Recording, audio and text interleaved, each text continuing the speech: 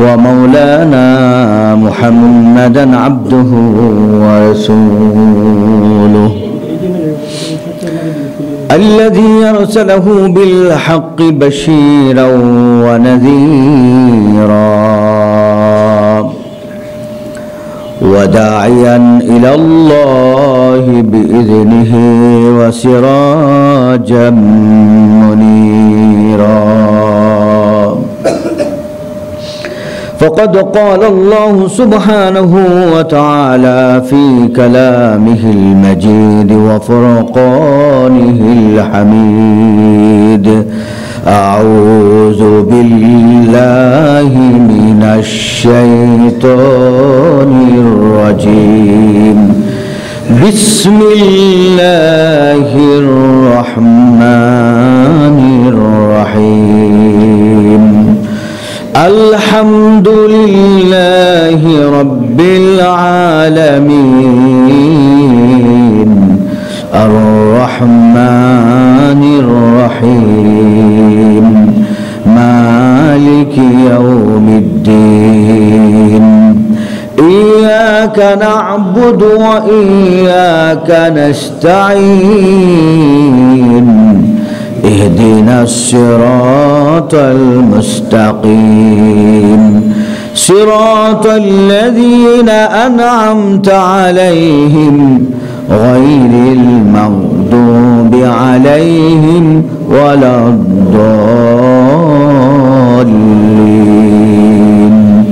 آمين إن الله وملائكته يصلون على النبي يا أيها الذين آمنوا صلوا عليه وسلموا تسليما اللهم صل على محمد وعلى آل محمد كما صليت على إبراهيم وعلى آل إبراهيم إنك حميد مجيد اللهم بارك على محمد وعلى آل محمد كما باركت على إبراهيم وعلى آل إبراهيم إنك حميد مجيد بلغ العلا بكماله كشف الدجى بجماله حسنت جميع خصاله صلوا عليه وآله محترم حاضرين আল্লাহ পাকের দরবারে আমরা শুকরিয়া জ্ঞাপন করি যে আল্লাহ আমাদেরকে তাফসীরুল কোরআনের এই মজলিসে আবারও একত্রিত হওয়ার বসার তৌফিক দিয়েছেন আমরা শুকরিয়া জ্ঞাপন করি আলহামদুলিল্লাহ সূরা বাকারার 20 নম্বর আয়াত পর্যন্ত আমরা তেলাওয়াত এবং তাফসীর শুনেছি আজকে 19 নম্বর আয়াত পর্যন্ত আজকে 20 নম্বর আয়াত থেকে শুরু হবে আমরা 20 নম্বর আয়াত থেকে তেলাওয়াত শুনি এরপর ইনশাআল্লাহ তরজমা এবং তাফসীরে আমরা যাব আউযু বিল্লাহি মিনাশ শাইতানির রাজীম বিসমিল্লাহির রহমানির রহিম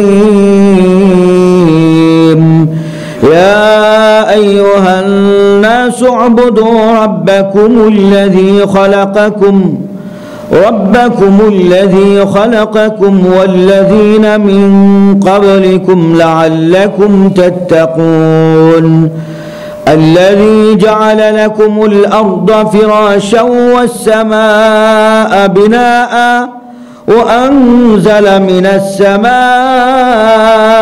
ماء وأنزل من السماء ماء فأخرج به من الثمرات رزقا لكم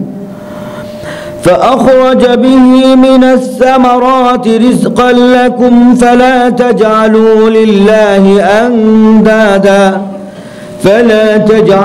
لله أندادا وأنتم تعلمون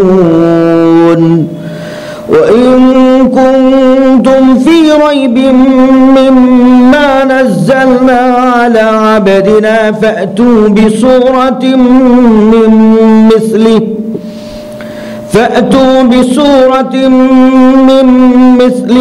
وادعوا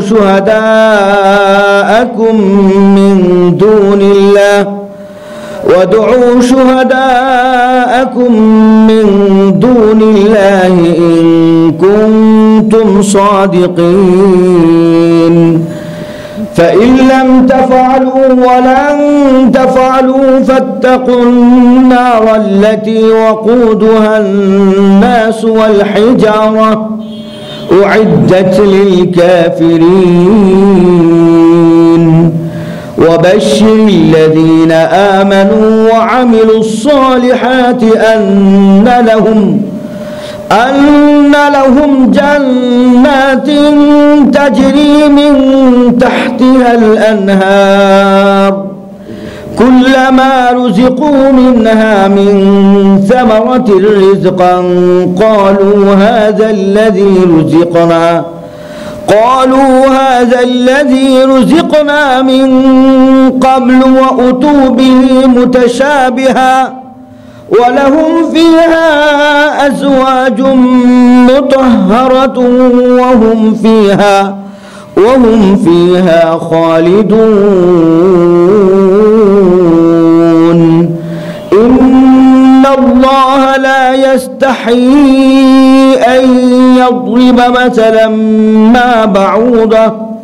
مثلا ما بعوضة فما فوقها فأما الذين آمنوا فيعلمون أنه الحق من ربهم وأما الذين كفروا فيقولون ماذا أراد الله بهذا مثلا يضل به كثيرا ويهدي به كثيرا وما يضل به إلا الفاسقين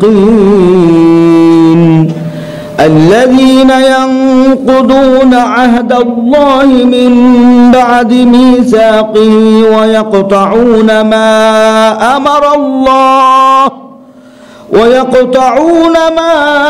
أمر الله به أن يوصل ويفسدون في الأرض أولئك هم الخاسرون صدق الله العظيم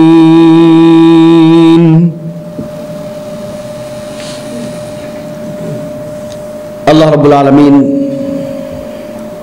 সূরাতুল বাকারার 20 নম্বর আয়াতে ইরশাদ করেন ইয়া আইয়ুহান নাস হে লোক সকল উবুদু রাব্বাকুম তোমাদের রবের ইবাদত করো আমাদের রব কে আল্লাহ কিন্তু এই আয়াতে মুমিনদেরকে বলেন না ইয়া আইয়ুহাল্লাযিনা আমানু হে মুমিনরা বলেছেন কি ইয়া আইয়ুহান নাস মানে মানুষ সমগ্র বিশ্বের সমস্ত মানুষদেরকে ডাকছেন ইয়া আইয়ুহান নাস উবুদু রাব্বাকুমুল্লাযী খালাকাকুম তোমাদের ওই রবের ইবাদত করো যে রব তোমাদেরকে সৃষ্টি করেছেন তো আমাদের যে রব সৃষ্টি করেছেন ওই রবের নাম কি আল্লাহ তাহলে বোঝা গেল শুধু মুসলমানরাই না মুমিনরাই না প্রত্যেক সম্প্রদায়ের লোকেরাই সৃষ্টিকর্তা হিসাবে কাকে মানেন এটা বুঝে আসতেছে না আল্লাহ তাআলা ইবাদত করতে আমাদেরকে বলতেন আমরা তার গোলাম অন্যদেরকে বলবেন কেন সমস্ত মানুষদেরকে বলবেন কেন আল্লাহ তাআলা এই আয়াতের মধ্যে সবাইকে ডাকতেছেন যে দেখো তোমাদের সবাইকে আমি সৃষ্টি করেছি আমার ইবাদত করো আর আমার ইবাদত করতে আসলেই প্রথমে তোমাকে শপথ বাক্য গ্রহণ করতে হবে লা ইলাহা ইল্লাল্লাহ এটা ছাড়া হবে না বলে আমাকে আপনি সৃষ্টি করেছেন আমি আপনার ইবাদত করতে চাই রুকু করতে চাই, সেজদা করতে চাই, তো আল্লাহ বলেন লা ইলাহা ইল্লাল্লাহ আগে পড়ে নাও। আল্লাযী খালাকাকুম ওয়াল্লাযীনা মিন ক্বাবলিকুম, শুধু তোমাকেই সৃষ্টি করে নাই, তোমার বাপ দাদারেও সৃষ্টি করছে।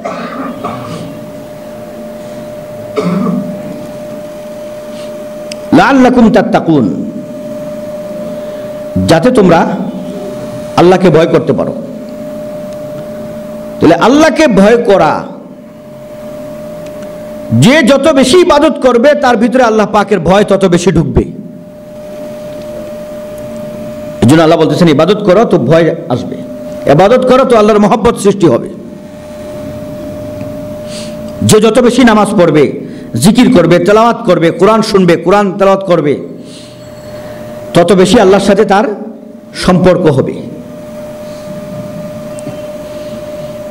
এই জন্য এখানে আল্লাহ তাআলা ইয়া আইয়ুহান নাস, সমগ্র মানবতাকে ডাকতেছেন। আদম থেকে নিয়ে আদমের পূর্বে আল্লাহ তাআলা যাদেরকে সৃষ্টি করেছেন দুনিয়াতে, যারা মানুষ হিসাবে পৃথিবীতে আসছে, সকলকে ডাকতেছেন যে তোমরা আমার ইবাদত করো। এরপরে প্রথম বলেছেন তোমাদেরকে সৃষ্টি করেছেন যিনি, তো যিনি সৃষ্টি করেছেন শ্রেষ্ঠর ইবাদত না করে আরেকজনের ইবাদত করব? ইবাদত করতে হবে কার? ইবাদত মানে কি? নামাজ পড়া, রোজা করা, এই তো? শুধু এই তো না, ইবাদত মানে হলো গোলামি করা। গোলামি মানে হলো তিনি যা কিছু বলেছেন সব কিছুকে মেনে নেয়া, যা কিছু বলেছেন সব মেনে নেয়া, এটা হলো গোলামি। তাহলে আমরা এক কথায় বলতে পারি যত বিধিবিধান আছে, আইন কানুন আছে, সব কিছু হবে কার? বললাম আল্লাহ ঠিকই, কিন্তু আল্লাহ পাকের আইন মানি না। আল্লাহ পাকের কি মানি না? আইন মানি না। তাহলে গোলামি হবে? বলেন গোলামি হবে? নামাজ 5 ওয়াক্ত ঠিকই পড়ে, কিন্তু আল্লাহ পাক বলেছেন দাড়ি সমান করে কাটো না, দাড়ি এক মুষ্টি পর্যন্ত রাখো। এটা কার আইন? দাড়ি এই যে এই পর্যন্ত কাটা যাবে না, এটা আইন কার? 5 ওয়াক্ত নামাজ পড়তে হবে, আইন কার? তো যে ব্যক্তি 5 ওয়াক্ত নামাজ পড়ে কিন্তু দাড়ি ঠিকই কাটে, সে কি আল্লাহর আইন মানলো? নামাজ 5 ওয়াক্ত ঠিকই পড়ে, দাড়িও রাখছে, কিন্তু অফিসে বসে ঘুষ খায়, সে কি আল্লাহর আইন মানলো? নামাজও পড়ে, ঘুষও খায় না, দাড়িও রাখছে, কিন্তু সুদ খায়, আল্লাহর আইন মানলো? শুধু নামাজ আর রোজা আল্লাহর আইন না। আল্লাহ যেমন বলেছেন আকিমুস সালাহ, আইন করেছেন আকিমুস সালাহ, নামাজ কায়েম করো, ওয়াতুজ যাকাত, যাকাত দাও, এরপরে অসুম রমাদান, রমজানের রোজা রাখো, ও হাজ্জিল বাইত, বাইতুল্লাহর হজ করো। আল্লাহ তো বলেছেন ওয়ালা তাকুলু রিবা, সুদ খাও না, বলেন নাই? সুদ খাও না বলছেন, ওয়ালা তাকরাবুজ জিনা, জিনা করো না, বলেন নাই? আস-সারিকু আস-সারিকাতু, চোর চুরি করলে হাত কেটে দাও, বলেন নাই? ওয়ালা তাকতুলুন নাফসাল্লাতী হারামাল্লাহু ইল্লা বিল হক, কোন মানুষকে অন্যায়ভাবে মেরো না, এ কথা আল্লাহ বলেন নাই?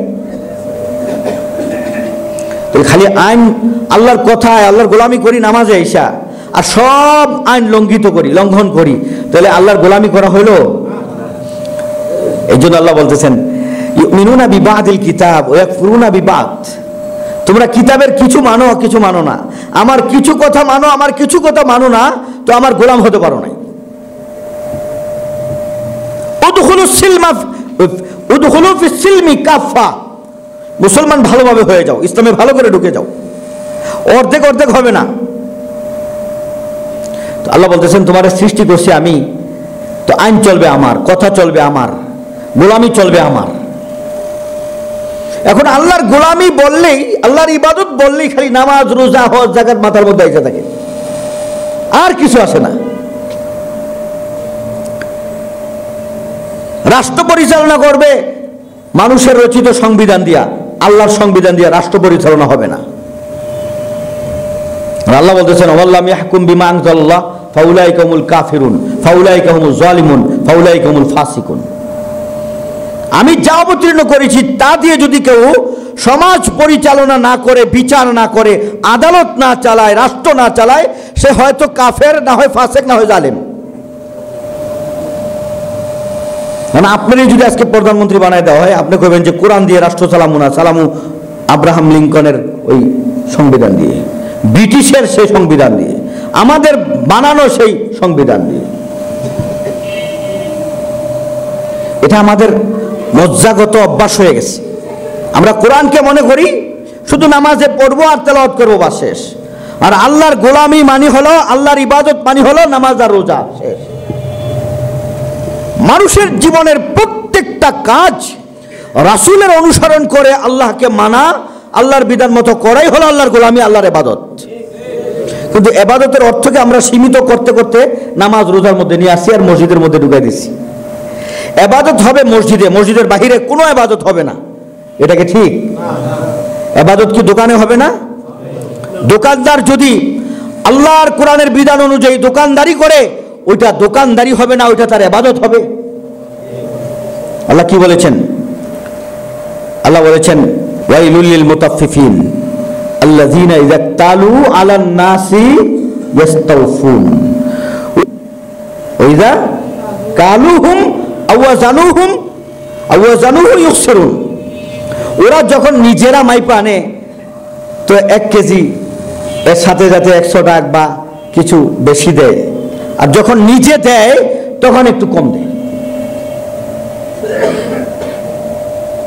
এই যে বিধান, এই যে কাজ, এই সমস্ত দোকানদারদেরকে আল্লাহ বলছেন ওয়াইলুল, ওদের ধ্বংস অনিবার্য, ওরা ব্যবসা করে উন্নতি করতে পারবে না।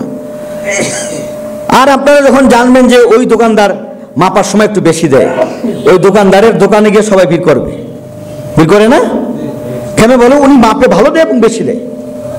সারা বাজারে কত দোকানদার আছে, এদের কাছে যায় না। যে দোকানদার একটু বেশি দেয় ওর কাছে সবাই যায়। এটা আল্লাহর নীতি। আল্লাহ বলেছেন নিজে দেওয়ার সময় বেশি দাও। বর্ষনা করেছেন যে নিজে আনার সময় বেশি আনে, লোকদেরকে দেওয়ার সময়, পাইকারি আনার সময় কিন্তু ঠিকই বেশি আনতেছে, কিন্তু আপনাকে দেওয়ার সময় কম দিতেছে। এদেরকে আল্লাহ বর্ষনা করেছেন, ধ্বংস বলেছেন, তাদের কারবারটা ধ্বংস হবে একদিন। ওয়াইযা কালুহুম আও ওয়াজানুহুম ইউখসিরুন। তাহলে দোকানদার যদি সততা রক্ষা করে দোকানদারি করে, ওই দোকানদারি তার দোকানদারি না, ওটা কি হবে? ইবাদত মানে গোলামি, আল্লাহর গোলামি হবে। যে কোনো কাজ সে যদি আল্লাহকে সন্তুষ্ট করার জন্য করে, তার মাকসাদ যদি আল্লাহর সন্তুষ্টি হয়, সে কৃষি কাজ করতেছে, সেখানেও তার ইচ্ছা হলো যে আমার ছেলে মেয়েদেরকেও আমি ভাত পানি খাওয়াবো, আবার মানুষও আমার এই চাষাবাদের দ্বারা যা কিছু হবে মানুষ খেয়ে উপকৃত হবে। এই যে কত সুন্দর তার নিয়াত, এই জন্য এটা তার গোলামি হবে, ইবাদত হবে। আল্লাহ তাআলা সব মানুষকে ডাকছেন, মুমিন গায়রে মুমিন সবাইকে ডাকছেন এর জন্য যে আমার গোলামি করো। আমি তোমাকে সৃষ্টি করেছি, শুধু সৃষ্টি করে ছেড়ে দেই নাই, সৃষ্টি করলাম বাস। আমি তোমার জন্য জমিনকে সুন্দর করে বিছিয়ে দিয়েছি, আসমানকে ছাদের মতো বানিয়ে দিয়েছি। সুবহানাল্লাহ। এই যে আসমান আমাদের উপরে কে বানাইছেন? জমিন সুন্দর করে বিছাই দিয়েছেন কে? মনে হয় যেন ফেরাশ বিছানা, যেখানে আপনি কোনো একটু পরিষ্কার করে শুয়ে যেতে পারবেন, সালাত আদায় করতে পারবেন, আবার সেখান থেকে উঠে চাষাবাদও করতে পারবেন। গাছ লাগাইছেন ফল, আর সবজি লাগাইছেন তো সবজি হয়ে গেছে। জমিনটাকে নানান স্বাদ দিয়ে, জমিনের ভিতরে কত রকমের স্বাদ লাগাইছেন, আম তো আম, কাঁঠাল, কলা, আঙ্গুর, এক একটার এক এক রকমের স্বাদ। এখন আর এগুলো লাগাবেন না, ওই জমিনেই গম লাগাবেন তো গম হয়ে গেছে, চাউল লাগাবেন ধান হয়ে গেছে, হ্যাঁ, আলু লাগাবেন আলু হয়ে গেছে। এই যে জমিনটাকে এরকম করে দিলেন কে? তো আল্লাহর গোলামি করতে হবে না? জমিনে লাগাইলে কি হবে? পানি তো দরকার। এমন জায়গায় তরমুজ লাগাইছেন যেখানে পানি সেচার কোনো সিস্টেম নেই, পানি নেই, মোটর লাগিয়েও পানি পাওয়া যায় না। এখন কি করবেন? সেখানে পানির প্রয়োজন। আল্লাহ বলেন পানি তো আমি দেই। কে দেন? কথাগুলো বলতেছেন আল্লাহ। আল্লাযী জাআলা লাকুমুল আরদা ফিরাশা, যে আল্লাহ তোমাদের জন্য জমিনকে ফেরাশ বানিয়ে দিয়েছেন, বিছানার মতো করে দিয়েছেন।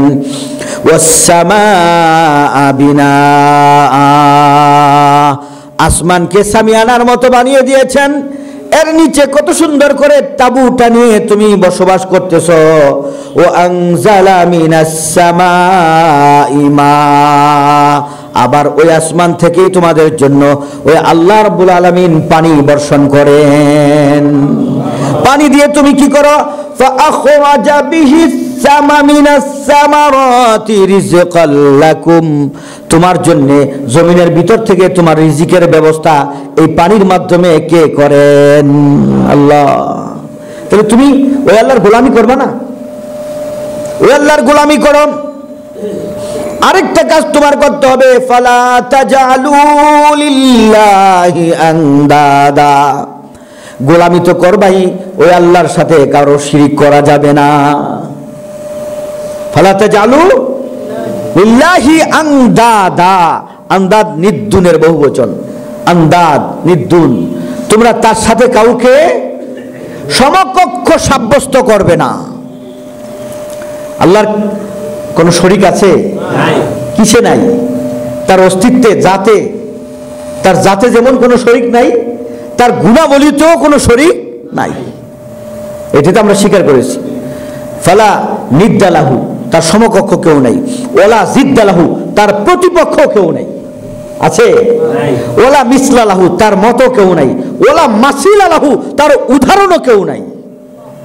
কাউকে দিয়ে আল্লাহর উদাহরণ দেওয়া যায়? ওয়ালা মিসলালাহু ওয়ালা মাসিলালাহু ওয়ালা কুফুয়ান লাহু, তার সমকক্ষ কেউ নাই। লাইসা কামিসলিহি শাই, তিনি নিজে বলছেন লাইসা কামিসলিহি শাই, লাইসা কামিসলিহি শাই, তার মতো কিছু নাই, কিছু নাই। তুমি কি দিয়ে বুঝবা তাকে? লাইসা কামিসলিহি শাই, তার মতো কোনো কিছু নাই।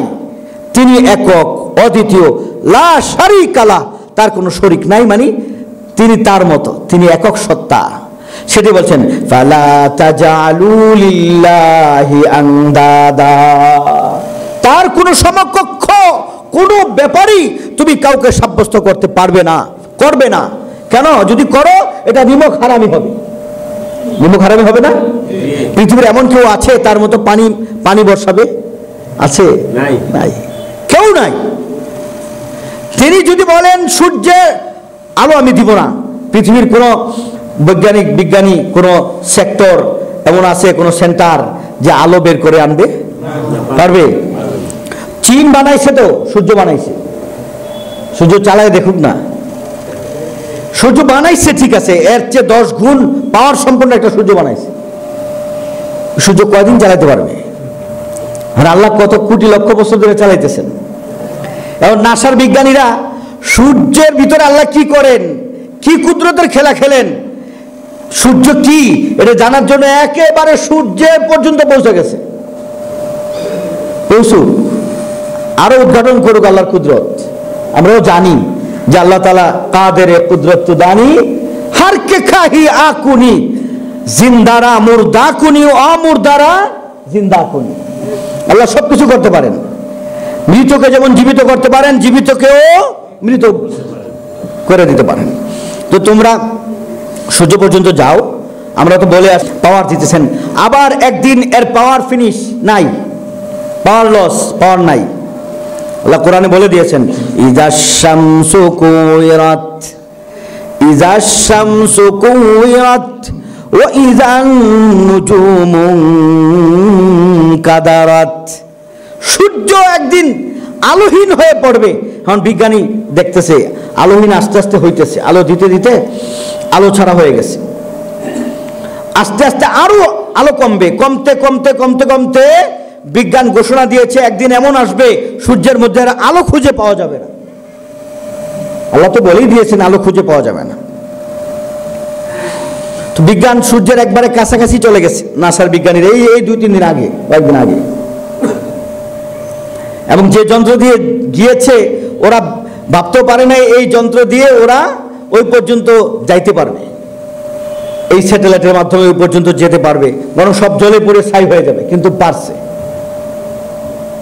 আল্লাহ তাআলা সুযোগ দিছে যে যা দেখ আমি কত কুদরত বানায় রাখছি দেখ। আর তোরা সূর্য বানাইছস ওই সূর্য তো 1 মাসও চালাইতে পারবি না, সারা পৃথিবী ঋণগ্রস্ত হয়ে যাবে, শেষ হয়ে যাবে সূর্য চালাইতে গিয়া।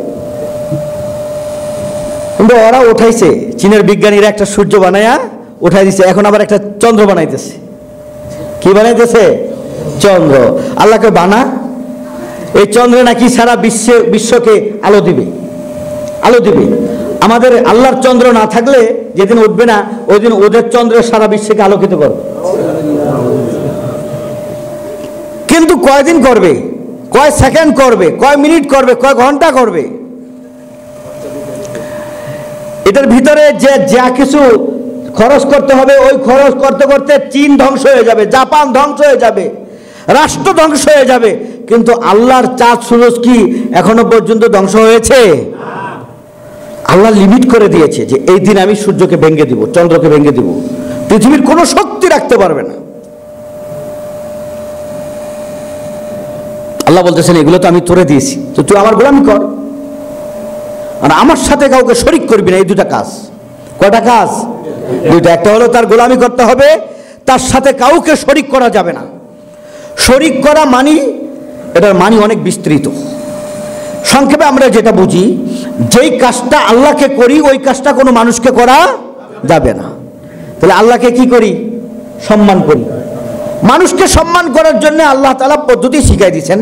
কাউকে সম্মান করার জন্য বলো আসসালামু আলাইকুম ওয়া রাহমাতুল্লাহ। আর মাথা ঝুঁকাইতে হলে কার সামনে ঝুঁকাইতে হবে? আল্লাহর সামনে।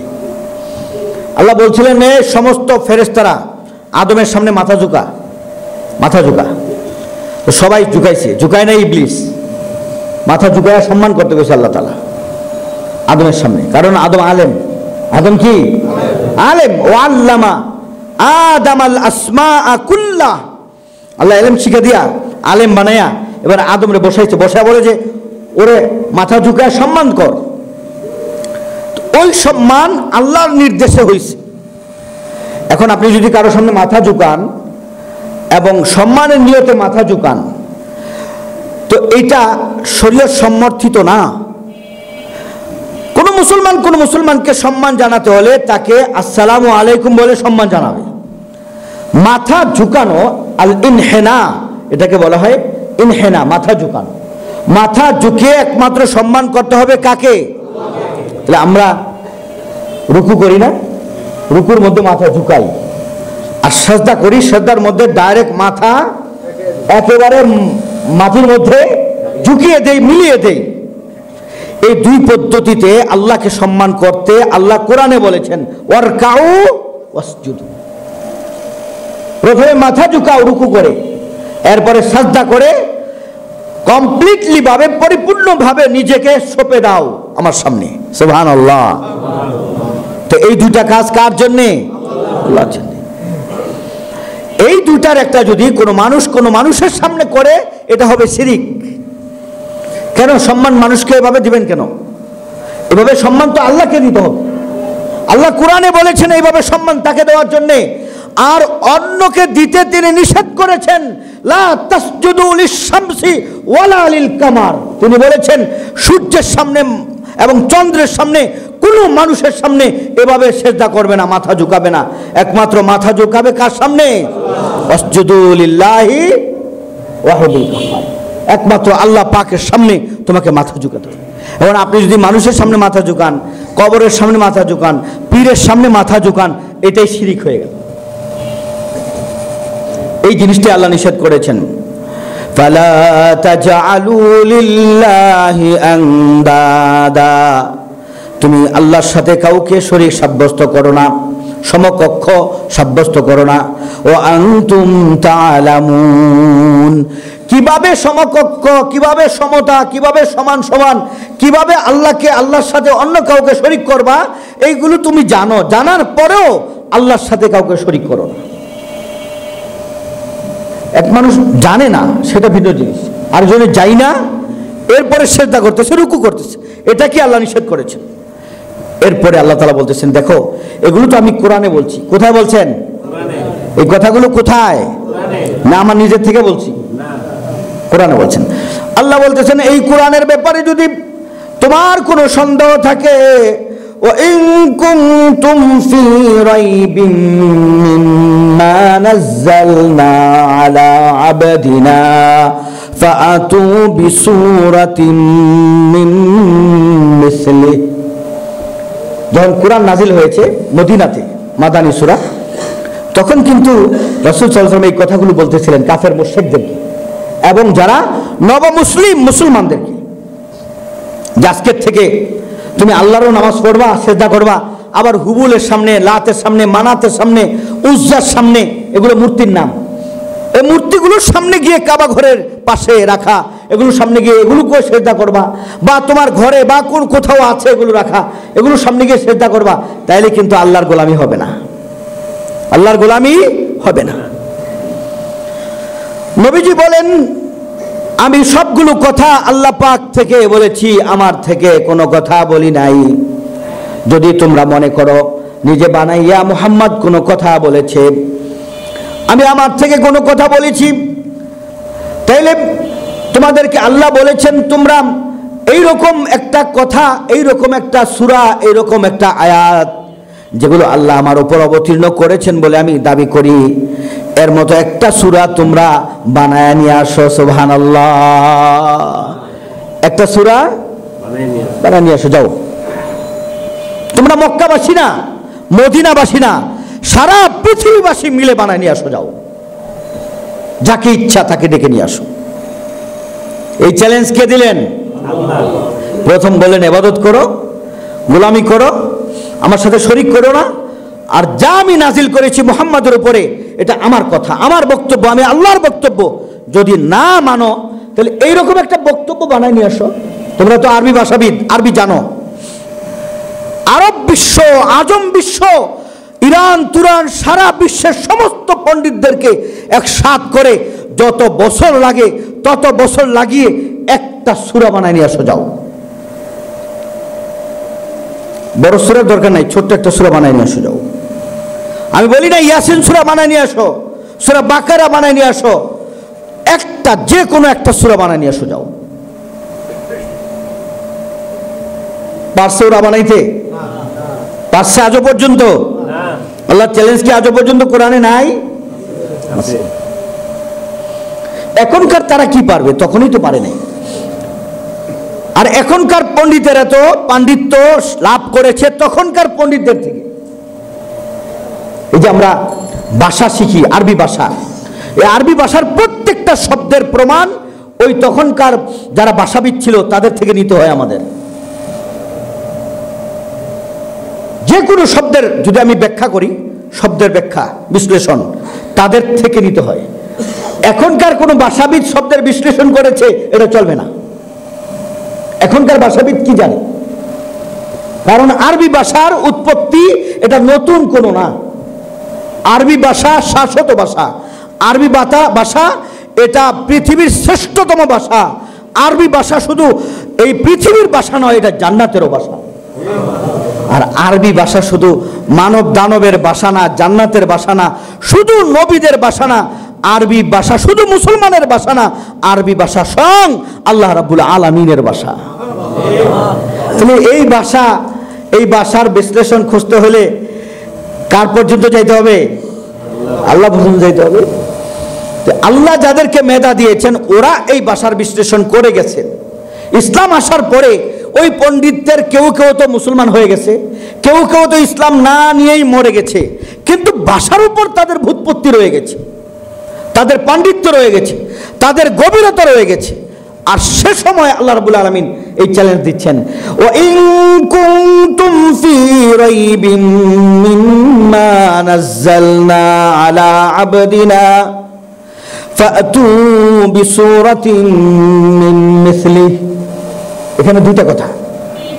এক নম্বর কথা হলো, তোমরা যারা নবীকে মুহাম্মদকে অন্য কিছু মনে করো তারা আজকে বুঝে নাও, জেনে নাও, মুহাম্মদ আমার গোলাম। মুহাম্মদ আমার কি গোলাম?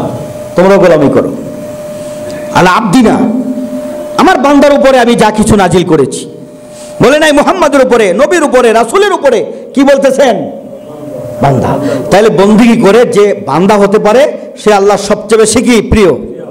সবচেয়ে বেশি কি? তাহলে বন্দেগীর মাধ্যমেই প্রিয় হইতে হবে, আর কোনো রাস্তা নাই, আর কোনো রাস্তা নাই। আমল সে জিন্দগি বনতি হ্যায়, जन्नत भी जहन्नम भी। अमल से जिंदगी बनती है, जन्नत भी जहन्नम भी। ये बदन अपनी फितरत पे ना नूरी है ना नारी। এই যে শরীরটা, এটা কি শরীর হিসাবে নাই, যে ওনার শরীরটা খুব জাজ্জল্যমান, খুব আলোকিত, এমন আলো, এমন আলোকিত, এমন সুন্দর যে আলো বিচ্ছুরিত হচ্ছে শরীর থেকে, এই শরীর কোনোদিনও জাহান্নামে জ্বলতে পারে না, এদের জান্নাতি, এরকম বলা যাবে না। শরীর শরীর হিসাবে এর কোনো হাইসিয়তই নেই, এটা মাটি, এটা কি মাটি। তাহলে এর হাইসিয়ত জান্নাত অথবা জাহান্নাম, জান্নাতি বা জাহান্নামী হবে একটা মাধ্যমে, সেটা কি আমল। এটাই কবি বলছেন, আমল সে জিন্দগি বনতি হ্যায়, জান্নাত বি জাহান্নাম বি। আমলের দ্বারাই তোমার জান্নাত বা জাহান্নাম সিলেক্ট হবে। আল্লাহ তাআলা সেটাই বলছেন যে আমার বান্দা হও, বান্দা, গোলাম হও, আমল করে গোলাম হও। গোলাম সবচেয়ে বেশি আল্লাহর কাছে প্রিয় শব্দ। এর জন্য নবীর ব্যাপারে বলতেছেন, ওয়া ইন কুনতুম ফি রাইবিন মিম্মা নাযালনা আলা আবদিনা ফাতু বিসূরাতিন মিন মিসলিহি। ফাতু, তোমরা নিয়ে আসো, বিসূরা, যে কোনো একটা সূরা, সূরা বলি না, সূরা, সূরা যে কোনো একটা সূরা নিয়ে আসো, এর মতো হতে হবে। আমি সূরা ইখলাস, সূরা নাস, সূরা ফালাক, সূরা কাউসার, যা কিছু নাজিল করেছি, তোমার যেটা মন চায় এর মতো একটা সূরা বানায় নিয়ে আসো, যাও। ওয়াদউ শুহাদাআকুম মিন দুনিল্লাহ, আমাকে ছাড়া, আল্লাহকে ছাড়া, আল্লাহ বলেন আমাকে ছাড়া যাকে মন চায় নিয়ে যাও সাহায্যের জন্য, সে তোমাকে সহযোগিতা করুক। ফেরেশতা নিয়ে যাও, জিন নিয়ে যাও, নবীদের নিয়ে যাও, সবাই নিয়ে যাও, নিয়ে বসো, বসে এরকম একটা সূরা বানায় নিয়ে আসো, যাও।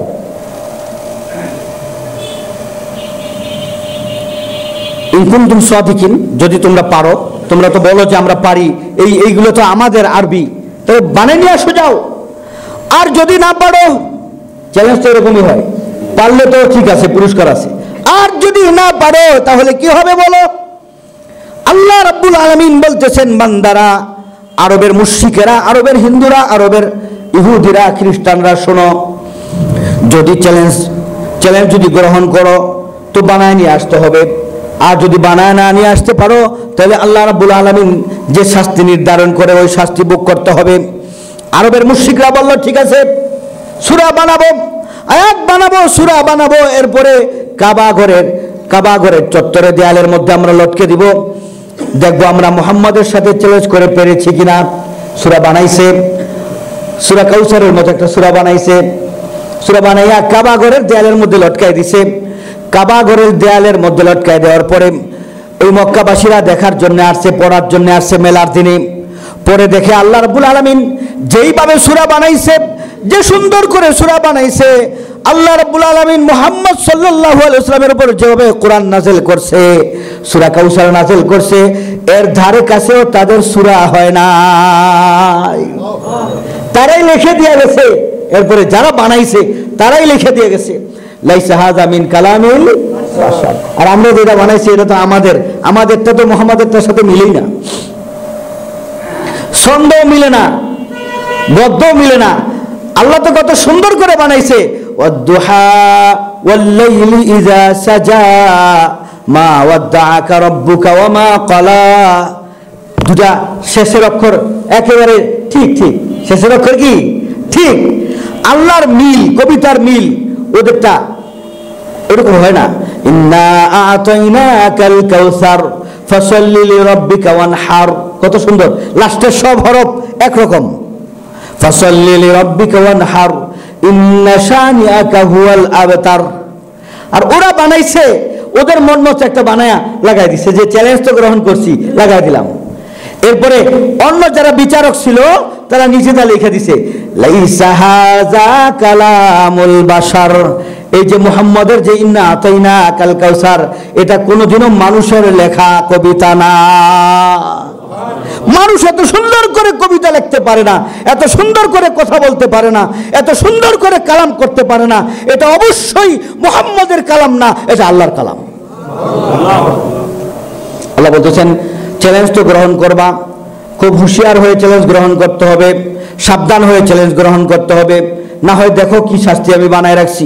ফাইল্লাম তাফআলু ওয়া লান তাফআলু ফাত্তাকুন নারাল্লাতী ওয়াকুদুহান নাস ওয়াল হিজারা উইদ্দাত লিল কাফিরিন। ফাইল্লাম তাফআলু, যদি না পারো, আর পারবো না। আল্লাহ কি বলতেছেন? যদি না পারো, যদি না পারোর মধ্যে যে পারতেও পারো এরকম তো আছে না, এই জন্য আল্লাহ রাস্তা বন্ধ করে দিলেন। যদি না পারো আর কোনো দিন পারবেও না, কখনো পারবেও না। ওয়ালান তাফআলু, পারবেও না তোমরা কোনোদিন। সুবহানাল্লাহ। কে বলছেন? বলছি চ্যালেঞ্জ গ্রহণ করবা, যদি না পারো। তাহলে কেউ তো ভাবতে পারে যদি পারে। আল্লাহ বলতেছেন যদি না পারো, ওরা ভাবতেছে যদি পারে। এই জন্য আল্লাহ নিজেই বলতেছেন যদি না পারোর অর্থ এই না যে যদি পারে, যদি না পারার অর্থ হলো যদি না পারো কোনোদিন পারবেও না। তাহলে যিনি চ্যালেঞ্জ দাতা তার কোনো দুর্বলতা আছে? এই জন্য আল্লাহ তাআলা সব দুর্বলতার দরজা বন্ধ করে বলছেন যে এটা এমন একটা গ্রন্থ যার মধ্যে কোনো কি নাই, সন্দেহ নাই। আর এই গ্রন্থ এটা তানজিলুম মির রাব্বিল আলামিন, একমাত্র রব্বুল আলামিনের পক্ষ থেকে নাযিল করা হয়েছে। শয়তানও এর মধ্যে কিছু লাগাইতে পারে নাই। এটা এমন ভাবে এত হুঁশিয়ারির সাথে আল্লাহ আসমান থেকে জমিনে নাজিল করেছেন। আল্লাহ বলতেছেন যদি তোমরা না পারো আর কোনোদিন পারবেও না, তাহলে আমার জাহান্নামকে ভয় করো। ফাত্তাকুন নারাল্লাতী ওয়াকুদুহান নাস ওয়াল হিজারা, পাথর আর মানুষকে বানাইছে ইন্ধন। কারে? পাথর আর মানুষ। পাথর কি ইন্ধন বানানোর কি দরকার ছিল? পাথর তো জাহান্নামের আগুনের ইন্ধন হইতে পারে না। ইন্ধন হলো কি? লাকড়ি, কাঠ। পাথর হচ্ছে কেন? মানুষ ঠিক আছে, পাথর কেন? এর একটা জবাব দরকার না? প্রশ্ন হইতো। আল্লাহ এখানে কি বলছেন? ওয়াকুদুহা, ওই জাহান্নামের উকুদ মানে হলো ইন্ধন, লাকড়ি, যেটা দিয়ে জাহান্নাম জ্বালে। তো জাহান্নাম তো একটা আল্লাহ তাআলা আগুনের একটা কুলি বানাইছেন, গর্ত বানাইছেন। এটারও তো একটা খাবার আছে, খাবার আছে না? এটার খাবার কি? মানুষ। সাথে দিবেন আল্লাহ তাআলা পাথর। কেন পাথর দিবেন কেন? মানুষ আর জিন দিলেই তো হতো। আল্লাহ রাব্বুল আলামিন পাথর এর জন্য দিবেন, যখন কোরআন নাজিল হয়েছিল, নুজুলে কোরআনের সময় সারা বিশ্বের মানুষেরা যে মূর্তিগুলোর পূজা করত, ওই মূর্তিগুলো ছিল পাথরের বানানো। কিসের? কাবাঘরের ভিতরে 360টা মূর্তি রাখা ছিল। 360 দিন সূর্যের আলো এক একটা ছিদ্র দিয়ে প্রবেশ করত। 360টা ছিদ্র ছিল। কটা ছিদ্র? 360টা ছিদ্র। আর এক একটা ছিদ্র বরাবর এক একটা মূর্তি। তাহলে মূর্তি কয়টা? 360টা। ছিদ্রগুলো কেন? প্রতিদিন এক জায়গা থেকে সূর্য উদয় হয় না, এটা জানেন তো আপনারা?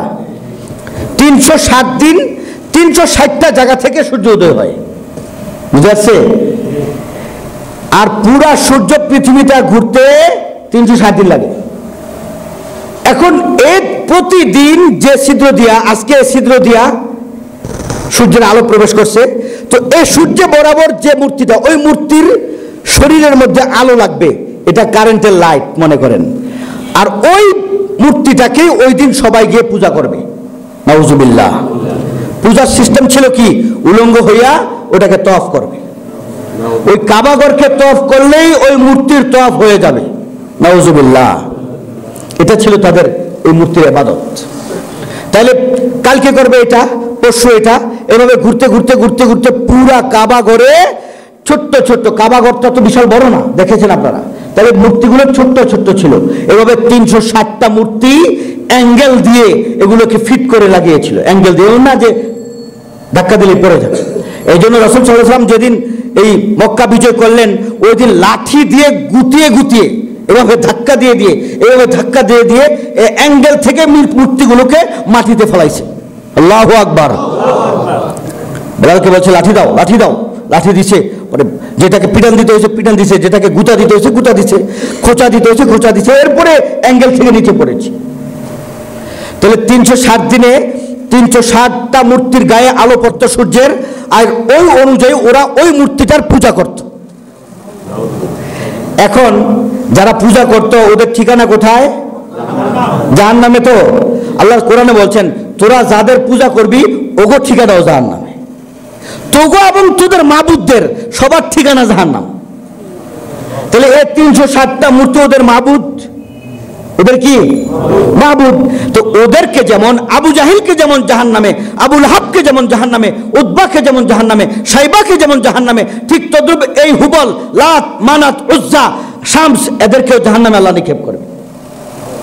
এইরকম ভাবে সারা বিশ্বে তখন যেখানে যেখানে মূর্তির পূজা হইতো, ঘরে ঘরে ভূগোলের নিচে মূর্তি রাখতো তারা, কান্দের মধ্যে মূর্তি নিয়ে হাটে বাজারে যাইতো, মূর্তি বানায় বানায় গুলো বিক্রি করতো। এই সব পাথরের মূর্তিগুলোকে আল্লাহ তাআলা জাহান্নামে নিক্ষেপ করবে। এই জন্য বলছেন তোদেরকে এবং তোদের এই মূর্তির পাথর, এই পাথরকে আমি জাহান্নামের ইন্ধন বানাবো। নাউযুবিল্লাহি মিন যালিক। আরেকটা হলো মানুষের চরিত্র হলো জাহান্নামে যখন এগুলোকে ফেলবে তখন এগুলো উপরের দিকে উঠা জাহান্নামের যে মুখ আছে মুখ দিয়ে বের হতে চাইবে, তখন ফেরেশতারা, নির্ধারিত ফেরেশতারা বড় বড় পাথর দিয়া ওদেরকে নিক্ষেপ করে নিচের দিকে নিয়ে যাবে। এই জন্য তখন পাথরও নিচে পড়বে, জাহান্নামে পড়বে। এই দুইটা কারণ পাথরকে ইন্ধন বানানো। আল্লাহ তাআলা আমাদেরকে জাহান্নাম থেকে নাজাত দিন, আমিন আমিন। আল্লাহ রাব্বুল আলামিন বলেন উইদ্দাত লিল কাফিরিন, মুসলমানরা ভয় পায় না, এই জাহান্নাম কিন্তু আমি কাফেরদের জন্য বানাইছি। কাদের জন্য? জোরে বলেন কাদের জন্য? আল্লাহ বলেন কাফেরদের জন্য বানাইছি। মুমিনরা, ঈমানদারেরা তোমরা ভয় পেও না, তোমরা বরং সুসংবাদ গ্রহণ করো, তোমাদের জন্য আমি আরেকটা জায়গা বানাইছি, ওই জায়গার নাম হলো জান্নাত। কি জোরে বলেন জায়গার নাম কি? পরের আয়াতে আল্লাহ বলেন ওয়াবাশশিরিল্লাযীনা আমানু ওয়া আমিলুস সালিহাতি আন্না লাহুম জান্নাতিন তাজরি মিন তাহতিহাল আনহার। করে যারা নেক আমল করে যারা, ওই সকল মুমিনদের জন্য আমি আল্লাহ জান্নাত বানাইছি, এমন জান্নাত যে জান্নাতের নিচে দিয়ে আমি আল্লাহ নহর প্রবাহিত করে দিয়েছি। কয়টা নহর? 4টা নহর। কয়টা হাদি সাহেব? কয়টা নহর? 4টা। 1 নাম্বার নহর পানির। কিসের? সুপেয় পানি, ঠান্ডা পানি, পরিষ্কার পানি, ফিল্টারের পানি না, আপনাদের ওয়াসার পানি না। তারপরে নিচের থেকে আমরা পানি উঠাই না, ডিপ কলের পানিও না, এটা কিসের পানি? একেবারে আল্লাহ বলছেন যে অন্তরটা ঠান্ডা হয়ে যাবে পানি পান করার পর। 2 নাম্বার মধুর নহর। কিসের নহর? মধুর নহর। 3 নাম্বার দুধের নহর। 3 নাম্বার কি? 4 নাম্বার? 4 নাম্বার কি? শরাবের। শরাব, শরাব মানে মদ। এ আমাদের দেশীয় বাংলা মদ না, জান্নাতের মদ। এটা জান্নাতের মদের নাম কি? শরাবান তাহুরা, শরাবান সাইগাল লিশাইবিন শারিবিন। সুপেয়, সুমধুর, মধুর, মধুর চেয়েও মিষ্ট, এরকম সুন্দর পানি, আবার মধু, আবার দুধ, আবার শরাব। এই 4টা নহর জান্নাতের তলদেশ দিয়ে কলকল কলকল ধ্বনি দিয়ে প্রবাহিত হবে। যখন যেটা মন চায় জান্নাতে এইখান থেকে নিয়ে খেয়ে দিবে। আল্লাহু আকবার। পান করবে, সাথে সাথে তৃপ্তি, আবার মধু, আবার তৃপ্তি, আবার দুধ, আবার তৃপ্তি, আবার পানি, চলতেই থাকবে চলতেই থাকবে। আল্লাহ বলেন এই দেখো কুল্লামা রুজিকু মিনহা মিন সামারাতিল রিজকান ক্বালু, আমার বান্দারা, জান্নাতি বান্দারা, ওরা যখন মধু পান করবে ওরা মনে করবে এটা তো শস্য ফুলের মধু, এটা তো দুনিয়াতে আমরা খাইতাম, দেখতে তো এরকম লাগে, এটা তো গরুর দুধ, এটা তো উটের দুধ, এটা তো মহিষের দুধ। আল্লাহ বলেন না না না, পান করে দেখ, খেয়ে দেখ, বাংলাদেশের, পৃথিবীর, দুনিয়ার, আরবের, আজমের কোনো মধুর সাথে এই মধু মিলবে না, কোনো ফলের সাথে এই ফল মিলবে না। আল্লাহু আকবার। ডালিম একটা ছিঁড়ে মনে করবে এই ডালিম তো এই ঢাকা থেকে, মিরপুর থেকে কিনে কিনা খাইতাম। 10 নম্বর গেলেই তো এত বড় বড় ডালিম দেখতাম, জিজ্ঞাসা করতাম কোথার, বলে সাউথ আফ্রিকার। কোথার? এটা কাশ্মীরের। তাহলে এটা হয়তো পাকিস্তানের হবে। ডালিম তো আর আমাদের দেশে ভালো হয় না, এই ডালিম হয়তো সাউথ আফ্রিকার অথবা কাশ্মীরের হবে। আল্লাহ বলে না, এটা দুনিয়ার ডালিম না, দেখতে দুনিয়ার ডালিমের মতো, তুই খাইয়া দেখ, এটা জান্নাতের ডালিম। একবার খাইলে, একবার তুই খাবি, এর থেকে 70টা গ্রাম, 70টা স্বাদ তুই পেয়ে যাবি। সুবহানাল্লাহ। একবার খাইছে এক স্বাদ, আবার খাইছে আরেক স্বাদ, আবার খাইছে আরেক স্বাদ, মুখে যতক্ষণ পর্যন্ত চাবাইতেছে স্বাদ চেঞ্জ হইতেছে। সুবহানাল্লাহ। এরকম ফল খাইছেন নাকি দুনিয়াতে? খান না। আল্লাহ বলতেছেন এটাই হবে। ওদেরকে ফল দেওয়ার পরে ওরা বলবে আরে এটা তো সামারা, এই সামারা, এই ফল তো একটু আগে খেয়ে আসলাম, দুনিয়াতে থাকতে তো আমরা খাইছি। পরস্পরে বলা বলি করবে, কালু হাযাল্লাযী রুযিকনা মিন কাবলু, বলে এই এই এই চালের বিরিয়ানি পোলাও তো খাই আসছি, সেটাই তো আমাদের সামনে আসলো না। আল্লাহ বলে না না না, উতুবি মুতাশাবিহা, আরে তোমাদেরকে দিয়েছিলাম এর মতটা, আসলটা তো রেখে দিছি জান্নাতে, মতটা দিছি, এর মতো দিছি তোমাকে, আসলটা জান্নাতে রেখা আছে। এখন খায়া দেখো তো তোমার দুনিয়ার বড়ি আর জান্নাতের বড়ির মধ্যে পার্থক্য পাও কিনা দেখো। যখন কামড় দিবে দেখবে না দুনিয়াতে যা খাইছে ওটা ফেল, এখন যা খাইতেছে মুখের মধ্যে চেঞ্জ হইতেছে, চাবাইতেছে আর স্বাদ চেঞ্জ হইতেছে। সুবহানাল্লাহ। আল্লাহ বলতেছেন ঠিক তদ্রুপ, ওয়ালাহুম ফিহা আজওয়াজুম মুতাহহারা, পবিত্রা পবিত্রা নারীদেরকে, স্ত্রীদেরকে সেখানে দেওয়া হবে। তাহলে আপনার দুনিয়ার স্ত্রী কই যাবে? দুনিয়ার স্ত্রী এখানে দিবে না। যার দুনিয়ার স্ত্রী নেককার, ওই নেককার স্ত্রীর সাথেই ওই নেককার স্ত্রীকে প্রধান বানাইয়া জান্নাতের হুর আল্লাহ তাআলা ওই স্বামীকে দিয়ে দিবেন। সব জান্নাতি হুরদের, নারীদের সর্দারিনী হবে কে? দুনিয়ার স্ত্রী।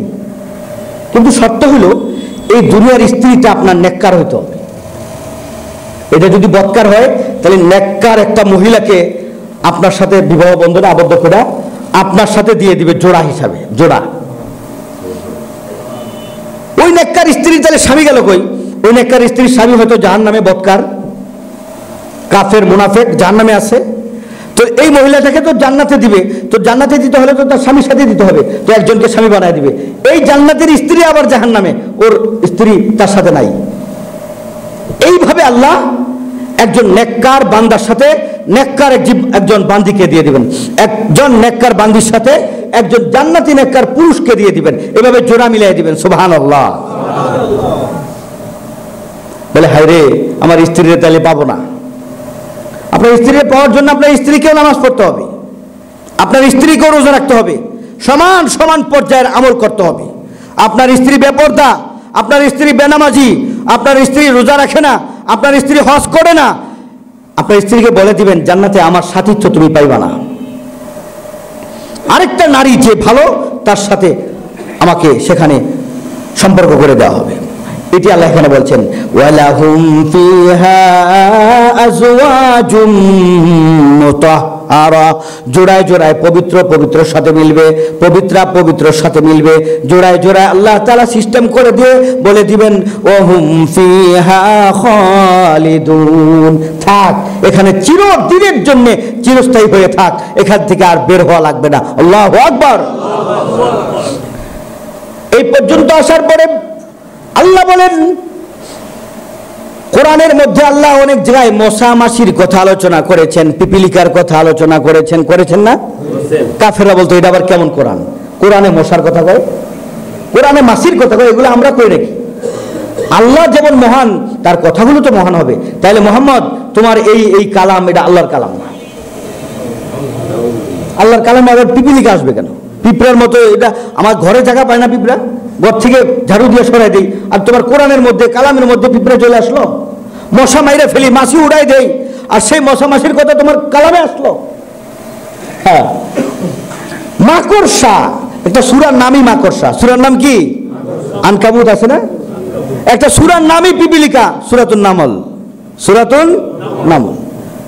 একটা সূরার নামই মৌমাছি, সূরাতুন নাহল। এখন ওরা বলা বলি করে এগুলা কি আল্লাহর কালাম হয় নাকি? আল্লাহ জবাব দিলেন, হ্যাঁ রে পাগলেরা, আল্লাহ তাআলা উদাহরণ দিতে গিয়ে ছোট্ট থেকে ছোট্ট কোনো জিনিসের উদাহরণ টানতে লজ্জাবোধ করেন না। সুতরাং তোমরা যে বলছো এগুলো বলার কারণে এটা মুহাম্মাদের কালাম বা মানুষের কালাম, আল্লাহর কালাম না, এরকম না। আল্লাহ বলতেছেন, ইন্নাল্লাহা লা ইস্তাহি আইয়াদরিবা মাসালাম মা বাউদাতান ফামা ফাওকাহা। এটা বাউদা, এটা মাছি বা এর চেয়ে ছোট, এর চেয়ে বড় কোনো উদাহরণ দিতে আল্লাহ তাআলা লজ্জাবোধ করেন না। এটা দেন তোমাদেরকে বুঝাবার জন্যে, তোমাদেরকে বুঝাবার জন্যে। কি বুঝাবার? যে আনকাবুত মাকড়সা জাল বানাইলে ওই জাল যেমন টিকে না, তো কাফেররা যত কিছুই করুক দুনিয়াতে তারা টিকবে না, তাদের কোনো আমলও টিকবে না। এই উদাহরণটা সুন্দর হয়েছে না? মুনাফিকরা ওরা ইসলাম গ্রহণ করছে, ঈমান আনছে, এটা আসলে দিল থেকে আনে নাই। কি থেকে আনে নাই? দিল থেকে আনে নাই। শয়তানি নবীজিকে ধোঁকা দেওয়ার জন্য অথবা ইসলামের স্বার্থ হাসিলের জন্য বলে হ্যাঁ হ্যাঁ আমরা এখন ইসলাম গ্রহণ করলাম। মনে করেন সাপোজ এখন যদি রাষ্ট্র ক্ষমতায় কোনো হুজুর যায়, আলেম যায়, দেখবেন সব আলেম হয়ে গেছে, দাড়ি রেখা টুপি পইরা সব হয়ে গেছে, প্রত্যেক সেক্টরে মানুষ ভালো হয়ে গেছে। আবার যে ওইখান থেকে দাঁড়ে নেইমা হুজুর নেইমা আরেকজন যদি নাস্তিক ওইখানে বসে, তো সবাই ওই নাস্তিকের মতো দাড়ি চুল সব রাখার চেষ্টা করবে। এটা আমাদের একটা নেচার, চরিত্র। মুনাফিকরা মনে করছে যে আমরা মুহাম্মাদের লেবাস ধরলে স্বার্থটা একটা হইব, ইসলামের স্বার্থটা তো আমাদের হইল। আল্লাহ তাআলা ওদের উদাহরণ দিচ্ছে কিসের সাথে? বিজলির সাথে, বিজলির চমক, হ্যাঁ, বজ্রের আওয়াজ, তারপরে বিদ্যুতের চমক, বিজলির চমক, এর সাথে উদাহরণ দিচ্ছে। তো এর সাথে উদাহরণ দিয়ে বুঝাইছে আমাদেরকে যে ওরা যেমন স্বার্থবাজ, একজন বৃষ্টির সময় যে পথিক চলে সেও স্বার্থবাজ। সে কি স্বার্থ? যে যখন বিজলি চমকায় তখন যে চলে, যখন বিজলি চমকানো বন্ধ হয় অন্ধকার দাঁড়িয়ে যায়। ঠিক তদ্রূপ মুনাফিক সে ইসলামের সাথে চলে, যখন জিহাদের আওয়াজ আসে তখন দাঁড়িয়ে যায়, বলে না আমরা যাব না, আমরা জিহাদে যাইতে রাজি না, কষ্ট করতে রাজি না, কষ্ট বিপদ বরদাস্ত করতে রাজি না। এটা মুনাফিকের চরিত্র। তো আল্লাহ তাআলা এই ধরনের উদাহরণগুলো দেন, উদাহরণ দিয়ে বলতেছেন তোমাদের জন্যই তো উদাহরণ দেই। ফাআম্মাল্লাযীনা আমানু ফায়ালামুনা আন্নাহুল হাক্কু মির রাব্বিহিম, যারা ঈমানদার তারা বলবে এটা আল্লাহর পক্ষ থেকে আসছে, এটা সত্য। ওয়া আম্মাল্লাযীনা কাফারু ফায়াকুলুনা মাযা আরাদাল্লাহু বিহাযা মাসালা, যারা কাফের তারা বলবে আল্লাহ এই উদাহরণ দিয়ে কি বুঝাইতে চান, কি বুঝাইতে চান? এই উদাহরণ না দিলে তো হতো। আল্লাহ বলেন ইউদিল্লু বিহি কাসীরা ওয়া ইয়াহদি বিহি কাসীরা ওয়া মা ইউদিল্লু বিহি ইল্লাল ফাসিকিন। আল্লাহ বলেন এই কোরআন দিয়ে আমি কাউকে পথভ্রষ্ট করব, আবার এই কোরআনের মাধ্যমেই আমি কাউকে কি দিব? হেদায়েত দিব। বেশিরভাগ মানুষ গুমরা হবে যারা ফাসিক, যারা খারাপ কাজ করে, ফিস্ক ফুজুর করে, যারা আল্লাহর অপছন্দনীয় কাজ করে। আল্লাহ বলেন তারাই সবচেয়ে বেশি পথভ্রষ্ট হয়। তাহলে বোঝা গেল মানুষের ভিতরে যদি ভালো হওয়ার প্রেরণা থাকে, ওই প্রেরণার কারণে আল্লাহ তাআলা কোরআনের মাধ্যমে, নূরের মাধ্যমে, আল্লাহর হেদায়েতের মাধ্যমে তাকে হেদায়েত দিয়ে দেন। আল্লাহ তাআলা আমাদেরকে হেদায়েতের রাস্তার উপর উঠে আসার তৌফিক দান করুন। আরেকটা আয়াত আছে, ফাসিক কারা? আল্লাহ বলতেছেন আল্লাযীনা ইয়ানকুদুনা আহাদাল্লাহি মিন বাদি মিসাকি, ওয়াদা করার পরে, চুক্তি করার পরে যারা চুক্তিকে ভঙ্গ করে। আমরা কার সাথে চুক্তি করছি? কি বলে চুক্তি করছি? লা ইলাহা ইল্লাল্লাহ মুহাম্মাদুর রাসূলুল্লাহ। এখন আবার যদি পাথরের সামনে মাথা ঝুঁকাই, ভাস্কর্যের সামনে মাথা ঝুঁকাই, ওরে সম্মান জানাই, ওরে স্যালুট দেই, আল্লাহর সাথে চুক্তি আমাদের ঠিক রইল? আল্লাহ বলতেছেন ওয়া ইয়াকতাউনা মা আমারাল্লাহু বিহি আইয়ুসালা ওয়া ইউফসিদুনা ফিল আরদ। ফাসিক কারা? যারা আল্লাহর সাথে আল্লাহ যেগুলোর হুকুম করেছেন ওগুলো লঙ্ঘন করে, তারাও ফাসিক। আর কি করে? যা আল্লাহ তাআলার নির্দেশ, অর্ডার, হুকুম হইল ফিতনা করো না, ফাসাদ করো না, ওরা ঝগড়া বিবাদ ফাসাদ করে, এরা হলো ফাসিক। উলাইকা হুমুল খাসিরুন, তারা ধ্বংসপ্রাপ্ত। তারা কি? তাইলে আল্লাহর সাথে করা চুক্তির লঙ্ঘন আমরা করব না। বলেন, লঙ্ঘন আমরা সবাই বলে না, কিন্তু আল্লাহর সাথে যে আমরা চুক্তি করেছি এই চুক্তির লঙ্ঘন আমরা কি করব না। তারপরে আল্লাহ যা কিছু আমাদের হুকুম করেছেন, কিসের হুকুম করেছেন একটা এখানে তুলে ধরেছেন, আইয়ুসলা, আল্লাহর সাথে সম্পর্ক রাখা, আল্লাহর বান্দাদের সাথে সম্পর্ক রাখা, যাদের আত্মীয়তা সম্পর্ক আছে সম্পর্ককে অটুট রাখা। আর আল্লাহর সাথে সম্পর্ক, রাসূলের সাথে সম্পর্ক, আল্লাহর সাথে সম্পর্ক কি? যে তিনি আমাদের মাবুদ। রাসূলের সাথে সম্পর্ক কি? তিনি আমাদের রাসূল। এই সম্পর্ককে অটুট রাখা, ভঙ্গ না করা। আর জমিনে আমরা কোনো ধরনের ফিতনা ফাসাদ করব না। তাইলে আমরা আল্লাহর ধ্বংস থেকে বেঁচে যাব। আল্লাহ তৌফিক দান করুন। সম্মানিত উপস্থিতি, 27 নম্বর আয়াত পর্যন্ত আমাদের তেলাওয়াত এবং তাফসির তরজমা সহ আল্লাহ তাআলা শোনার তৌফিক দিলেন আমাদেরকে। যা কিছু শুনলাম, যা কিছু বললাম, আল্লাহর কালামের এই আয়াতের তেলাওয়াত শুনলাম, আল্লাহ এগুলোকে কবুল করে নিন, জোরে বলে আমিন। আখিরাতের নাজাতের জরিয়া হিসাবে কবুল করে নিন, জোরে বলে আমিন। আমরা একবার ইস্তেগফার এবং দুরূদ শরীফ পড়ি। আস্তাগফিরুল্লাহাল্লাযী লা ইলাহা ইল্লা হুয়াল হাইয়ুল কাইয়্যুম ওয়া আতুবু ইলাইহি লা হাওলা ওয়ালা কুওয়াতা ইল্লা বিল্লাহিল আলিয়্যিল আযীম। আল্লাহুম্মা সাল্লি আলা মুহাম্মাদিন ওয়া আলা আলি মুহাম্মাদ كما صليت على إبراهيم وعلى آل إبراهيم إنك حميد مجيد. اللهم بارك على محمد وعلى آل محمد كما باركت على إبراهيم وعلى آل إبراهيم إنك حميد مجيد. اللهم أنت السلام ومنك السلام تباركت ربنا وتعاليت يا ذا الجلال والإكرام. ربنا ظلمنا أنفسنا وإن لم تغفر لنا وترحمنا لنكونن من الخاسرين. ربنا آتنا في الدنيا حسنة وفي الآخرة حسنة وقنا عذاب النار. ربنا فاغفر لنا ذنوبنا وكفر عنا سيئاتنا وتوفنا مع الأبرار. أي الله رب العالمين, আমরা আপনার কোরআনকে সামনে নিয়ে কোরআনের তেলাওয়াত, কোরআনের তাফসীর, কোরআনের তরজমা, আয় আল্লাহ 1 ঘন্টা ব্যাপী আপনার মসজিদে বসে, আয় আল্লাহ জুমার দিনকে শেষ করে জুমাবারের এ রাতে আমরা এই আয়োজনে বসে, এই মাহফিলে বসে, আয় আল্লাহ এই মাজলিসে বসে আমরা শুনলাম, বললাম, রব্বে করিম আপনি আমাদের এই কাজের উপর, আমাদের এই মাহফিলের উপর, আমাদের এই মাজলিসের উপর রাজি ও খুশি হয়ে যান আল্লাহ। আল্লাহ একমাত্র আপনাকে রাজি খুশি করার জন্যই সওয়াবের নিয়তে, আয় আল্লাহ যাতে হাসরের দিন এই কোরআনের সুপারিশ পেয়ে যাই আমরা, হায় আল্লাহ ওই নিয়তে আমরা শুনেছি, করেছি। আল্লাহ আপনি দয়া করে কবুল করে নেন আল্লাহ। আল্লাহ সারাদিন কোরআন পড়তে সময় পাই না, সারাদিন কোরআনের তেলাওয়াত করতে সময় পাই না। কেউ মাঠে, কেউ ঘাটে, কেউ অফিসে, আয় আল্লাহ আমরা চাকরি বাকরি করি আল্লাহ। আয় আল্লাহ সপ্তাহে একদিন আপনার কোরআনের কথাগুলো শোনার জন্য, আপনার কথাগুলো শোনার জন্য আমরা আয় আল্লাহ আপনার ঘরে একসাথ হয়ে বসে যাই আল্লাহ। আপনি আমাদেরকে কবুল করেছেন, মঞ্জুর করেছেন, এই জন্য আমরা বসি আল্লাহ। আপনি হাজার হাজার মানুষ থেকে বাছাই করে আমাদেরকে এখানে রেখেছেন আল্লাহ, আমাদেরকে এখানে বসিয়ে রেখেছেন আল্লাহ আপনার কোরআনের কিছু কথা শোনার জন্যে। রব্বে করিম যখন বসাই রাখলেন আমাদেরকে মাফ করে দেন আল্লাহ, আমাদের জীবনের গুনাহগুলো মাফ করে দেন আল্লাহ। আয় আল্লাহ মসজিদে দাখিল হওয়ার আগ পর্যন্ত যত গুনাহ আমরা করেছি আল্লাহ আমাদের সকলকে আপনি মাফ করে দেন আল্লাহ, আমাদের সকলকে মাফ করে দেন আল্লাহ।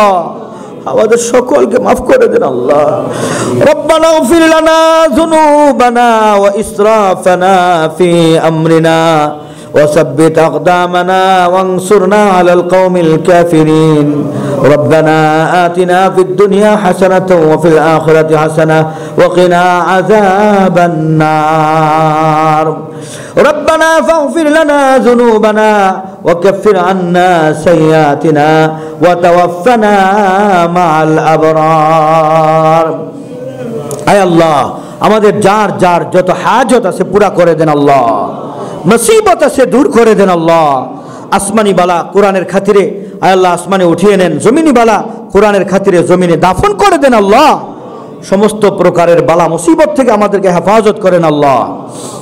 تقبل منا إنك أنت السميع العليم وتب علينا إنك أنت التواب الرحيم. سبحان ربك رب العزة عما يصفون وسلام على المرسلين والحمد لله رب العالمين. واجعل آخر كلمتنا عند الموت لا إله إلا الله محمد رسول الله. آمين آمين برحمتك يا أرحم الراحمين.